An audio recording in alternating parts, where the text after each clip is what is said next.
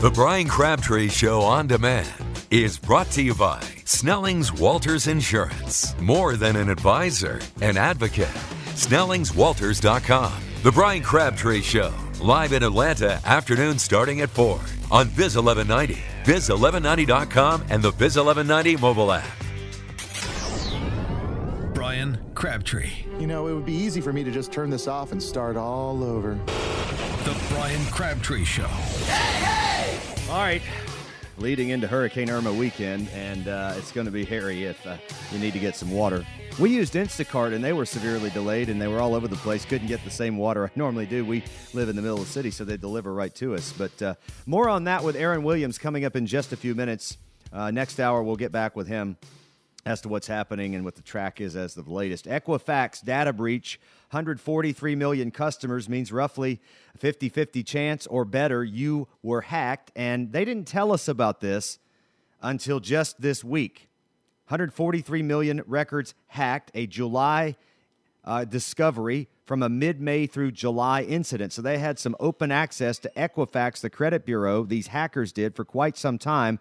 And they tell us, quote, "We acted immediately to stop the intrusion and conduct a forensic review." But they didn't quite tell us for the last couple of months that these people could have some of our data. Some instances, driver's license numbers accessed by the hackers and other various information like birth dates, social security numbers, credit card numbers, and addresses, enough to access your checking account, access your bank records, access anything, really, especially given the amount of public data they could find to fill in the gaps online, like favorite color or favorite, mother's maiden name and things like that. So these hackers are getting very sophisticated and hacking some of the top, supposedly most secure sites.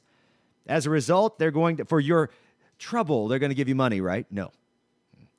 They're going to give you free identity theft and credit monitoring protection. And I don't know how this works. I'm only guessing. But you can go to Equifax Security 2017.com, find out if your information was impacted by this breach. Again, Equifax Security 2017.com. And then I'm supposing from there you can sign up for this free credit monitoring. I know when it happened in South Carolina, then Governor Nikki Haley, who sat on it for 2 weeks, so I guess she did a lot better than Equifax. They sat on it for a month and a half or two.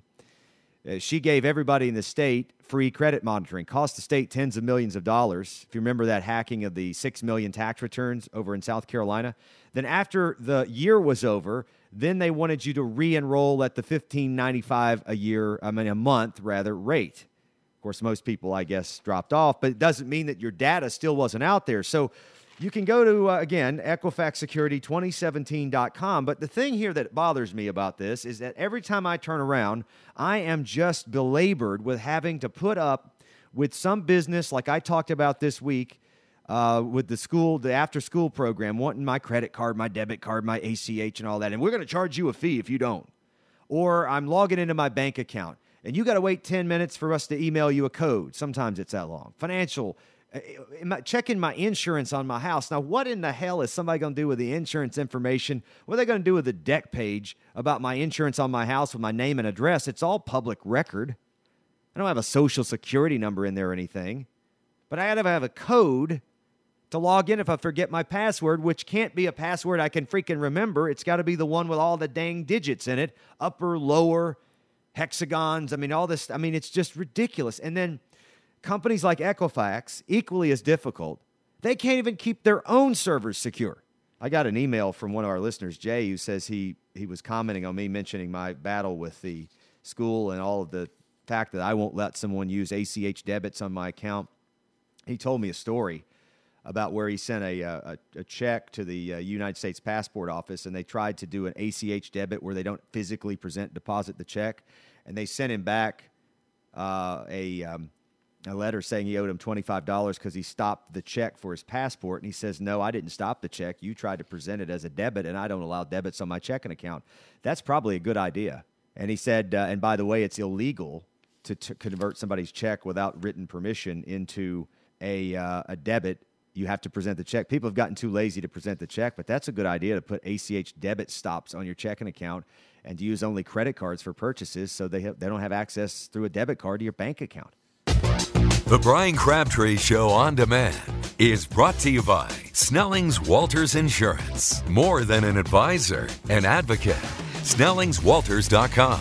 The Brian Crabtree Show, live in Atlanta, afternoon starting at 4 on Biz 1190, Biz1190.com, and the Biz 1190 mobile app.